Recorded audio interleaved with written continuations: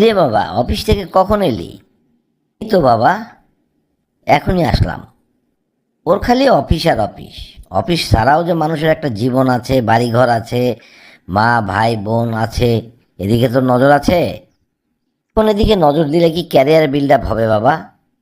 আমাকে তো কাজ করতেই হবে বলে শুধু অফিসের কাজ আর কাজ। এখন বাজে রাতে 11টা, 11টার সময় বাড়িতে আসছিস। অফিস ছাড়া তো বাড়িতে মা ভাই বোন আছে, সবার উপর তো একটা দায়িত্ব আছে। সে কাজটা পালন করবে কে? কেন মাস শেষে তোমাদেরকে টাকা দেওয়া হয় না? তোমরা করবে। আমি যদি এখন এই কাজ না করি তাহলে তোমাদের টাকার যোগান দিয়ে দেবো কিভাবে? তোমরা খাবে কি? এদিকে নজর আছে। তুই যা বুঝিস বাবা, তোরা এই যুগের ছেলে মেয়ে, তোদেরকে কিছু বোঝানো যাবে না। আরে আমরাও তো অফিস করেছি, কিন্তু এভাবে তো করিনি। আমাদের সে যুগ আর নেই বাবা। এখন ক্যারিয়ার বিল্ড আপ করতে হলে কাজ করেই যেতে হবে। এখন শুধু কাজ আর কাজ। তোমাদের সাথে অযথা পেঁচাল পেরে লাভ নেই। আমি গেলাম। তোমার গত ফাইলের অবস্থা কি? ফাইল কমপ্লিট স্যার, আজকেই জমা দেব। কোনো ভুল ভ্রান্তি নেই তো? চেক করেছো ভালোভাবে? স্যার, চেক করেছি স্যার। কালকে রাত 12টা পর্যন্ত সেই ফাইলটাই দেখেছি স্যার। শোনো, আমরা আর একটা কাজ পেয়েছি। এই ফাইলটা খুবই জটিল এবং গুরুত্বপূর্ণ। তুমি কি পারবে? ও স্যার, দিতে পারেন। যত জটিল ফাইলই হোক আমি কমপ্লিট করে দেব স্যার। আপনি নিশ্চিন্তে থাকতে পারেন। বুঝলাম, তবে ফাইলটা দেওয়ার আগে তোমাকে বলছি, এই ফাইলটা কমপ্লিট হলে তোমার একটা প্রমোশন হবে। প্রমোশন হলে তোমার বেতন দ্বিগুণ হয়ে যাবে। এখন ভালোভাবে তুমি চিন্তা করো, খুবই জটিল কাজ। তুমি পারবে কি না? না পারলে আমি আরিফ সাহেবকে দেব। না মানে স্যার, আমি কোন কাজটা ভুল করেছি বলেন? যতগুলো কাজ আমাকে দিয়েছেন সবগুলোই তো সুচারুভাবে পালন করে দিয়েছি। এটাও পারবো স্যার। আর আপনি যে কথা বললেন যে আমার প্রমোশন হবে ফাইলের উপর, ফাইলটা দয়া করে কাউকে দেবেন না স্যার। আমারই দরকার স্যার। আমাকেই দেন স্যার। আচ্ছা ঠিক আছে, তাহলে সেলিম সাহেবের কাছে ফাইলটা নিয়ে নিও। আর যা যা কাজ করতে হবে সব বুঝে দেওয়া আছে, বুঝে নিও। আর কোনো জায়গায় যদি তোমার ঘাটতি পড়ে তাহলে তুমি আমার কাছে এসো। যাও, এখন কাজে বসো। কিরে রফিক, তুই অফিসে? বাবা খুবই অসুস্থ। আজকে প্রায় 7 দিন হলো তোমাকে রিং দেওয়া হচ্ছে মোবাইলে। তুমি তো রিং ধরো না, রিসিভ করো না। তাই খবরটা তোমাকে জানানোর জন্য মা আমাকে পাঠিয়েছেন। বলিস কি রে? আমি অফিসের একটা কাজ নিয়ে খুবই ব্যস্ত ছিলাম, তাই কারো মোবাইলই রিসিভ করিনি। চল চল চল, এখনই বাড়ি যাব, চল। আবার তুমি নাকি অসুস্থ? এ বাবা, বয়স হয়েছে, এখন তো শরীর এরকম যাবেই। আমার শরীরটা ভালো না রে।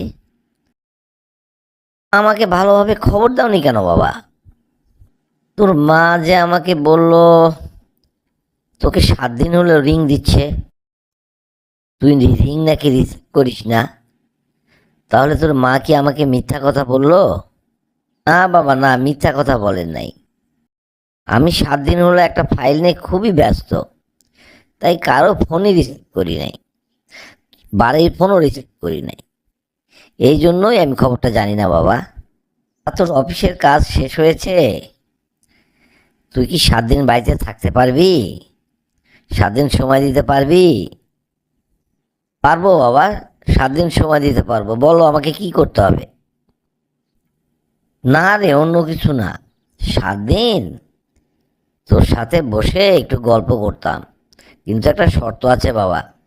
তোর মোবাইলটা বন্ধ রাখতে হবে, কেউ যেন তখন রিং না করে। আচ্ছা ঠিক আছে বাবা, আমি এখনই মোবাইল বন্ধ করছি, কারো রিং আর ধরবো না। একদিন হলো তোর কথা খুব মনে পড়ছে রে। তোর কি মনে আছে ছোটবেলায় আমি যখন হাটে যেতাম, বাজারে যেতাম, তুই আমার পিছু ধরতি? হ্যাঁ বাবা, মনে থাকবে না কেন? ছোটবেলার সব ঘটনাই আমার মনে আছে। হ্যাঁ, তোকে নিয়ে মজাটাই না হতো। তুই গিয়ে কাদার মধ্যে পড়ে গিয়েছিলি, বারবার পড়ে যেতি। আমি তোকে ঘাড়ে নিয়ে বাড়ি আসতাম, আমার জামা কাপড় সব কাদায় মেখে যেত। তোর মা সে কি রাগ করতো। সেসব কথা মনে আছে? মনে আছে বাবা। হঠাৎ তুমি এসব কথা বলছো কেন বলো তো? না, মনে আসছে তাই বলছি রে। আমার জীবনের শেষ দিক তো, কখন থাকি কখন যাই, তোর কথাটা তুই মনে হয় খুব। তুই বড় ছেলে তো, তোর সেই সব দিনের কথা আমি ভুলতে পারি না রে। তুমি এমন কথা বলো না তো বাবা। তুমি সুস্থ হয়ে যাবে, দেখবে আমি এসেছি 7 দিনের মধ্যে তুমি পুরোপুরি সুস্থ হয়ে যাবে। কি যেন হয় বাবা, এই ছেলে মেয়ে থুয়ে এই পৃথিবী থেকে কেউ যেতে চায়? যা, গিয়ে তোর মায়ের সাথে কথা বল, খাওয়া দাওয়া করা, রেস্ট নে। এটা কি হলো মা? বাবা আমাদের রেখে চলে গেলেন? আরে বাবা, প্রকৃতির এই নিয়ম, সবাইকেই যেতে হবে। তোর বাবাও চলে গেলেন।